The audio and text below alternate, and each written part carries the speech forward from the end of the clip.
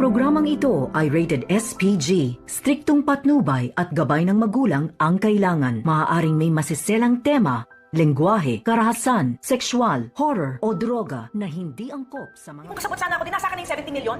Binayaran mo na si Balahadja dati. Kaya hindi malayo na magkasabwat pa rin kayo. Maligayang pagbabalik muli at welcome back dito sa aking munting channel. Narito na nga ang ating pakabangan ngayong Miyerkules. Sa abot kamay na pangarap. May nadiskubre nga itong mga pulis na ransom money dito sa sasakyan dito ni Balahadja. At natagpuan nga daw nila itong ransom money na nagkakahalaga ng 70 million pesos. At nagulat naman itong si Giselle na bakit 70 million pesos na lamang ang natira.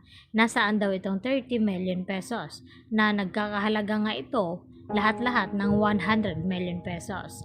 At dito naman na sumagot itong pulis na baka nandun sa kasama ni Balahadja na nakatakas itong 30 million pesos. At dito naman na sumingit itong si Moira na kung kasabot daw siya dito ni Balahadja ay dapat nasa kanya itong 70 million pesos. At hindi naman nagpapatalo itong si RJ at sinagot itong sinabi ni Moira na nagawa ngang binayaran noon ni Moira itong si Balahadja. Kaya hindi imposible ngayon na baka binayaran din ni Moira itong si Balahadja ngayon. At hindi na nga nagtagal ay tila lumala pa itong pagtatalo dito nila Moira at Giselle at RJ. Hanggang sa umalis na lamang itong si Zoe dahil patuloy pa rin silang nagtatalo. At dito naman na naabutan ni Lynette na nag-iisa itong si Zoe at umiiyak. At dito niya nga tinanong ito na kung bakit. At dito rin na sinabi ni Zoe na magulo na nga daw itong kanyang pamilya ngayon. At tila nahihirapan na ngang intindihin ni Zoe. Subalit ay hindi naman iyon ang totoo dahil alam ni Zoe na nakonsensya siya sa nangyari dito kay Don Pepe. Dahil siya ang dahilan na kung bakit nasa kritikal na kalagayan ngayon itong si Lolo Pepe dahil sa ginawa nitong pagtulak sa bangin. Samantala, matagumpay naman ang nagiging operasyon dito ni Annalyn kay Don Pepe at Carlos dahil mas nasunod itong kagustuhan na gagawin dito ni Annalyn dahil yun ang binigyan ng sang-ayon dito ni Giselle na dapat sundin itong si Annalyn dahil alam niya na magaling na doktor itong kanyang pamangkin. At dito nga na nakalabas itong sina Carlos at Annalyn at Doc Lyndon sa emergency room at ibinalita nagtagumpay nga itong operasyon. Subalit hindi pa nagkamalay itong si Don Pepe at may posibilidad na kapag nagkamalay ito ay baka wala na itong matatandaan. At dito naman na sinabi dito ni Annalyn na pangsamantala lamang iyo dahil babalik itong mga alaala ni Don Pepe at para na rin daw malaman nila kung sino ba daw talaga ang nagpakidnap kay Don Pepe at tumulak sa kanya sa bangin.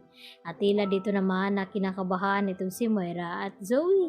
At nagtanong itong si Moira na kung bakit nakatingin itong si Giselle dito kay Moira. At dito rin na sinabi ni Giselle sa kanila na kapag nalaman daw nila kung sino itong kumidnap kay Don Pepe at tumulak sa bangin ay sisiguraduhin daw nila itong pananagutin sa batas. At dito nga na hindi makaimik itong si Zoe. Samantala, dinalaw nga dito ni Annalyn ang kanyang Lolo Pepe at masinsinan na kinakausap na dapat daw ay lumaban dahil para malaman nila kung sino ba talaga may pakana ng lahat at kung aksidente nga bang nahulog itong si Don Pepe o tinulak siya doon. At pinisil-pisil naman ni Don Pepe itong mga kamay ni Annalyn kaya nagulat ito. At ang kasunod nito ay itong si Carlos. At dito na binulungan itong si Don Pepe na sana daw ay hindi na lamang nalaman ni Don Pepe itong sekreto ni Carlos. Hindi sana magkaroon ng aberya. Kaya naman, maya-maya ay nagulat itong si Annalyn nang bisitahin niya ulit dahil nagkamali lang itong si Don Pepe. At dito na sinabi na gusto niya magpalipat sa Apex dahil hindi siya ligtas dito sa Eastridge dahil alam niya na tutuluyan siya dito ni Carlos dahil sa nalaman ito ng kanyang sekreto na siya nga tunay na ama dito ni Zoe. At gusto mangyari ni Don Pepe na ilihim muna kina Moira at Zoe na may amnesia.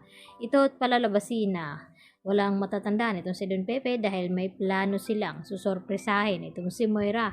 Kaya yan naman ang ating pakatutukan maya-maya mga kapuso kung ano magiging kahinatnan dito ni Don Pepe. Makakaligtas nga ba ito? Yan po at marami pong salamat sa inyong panonood.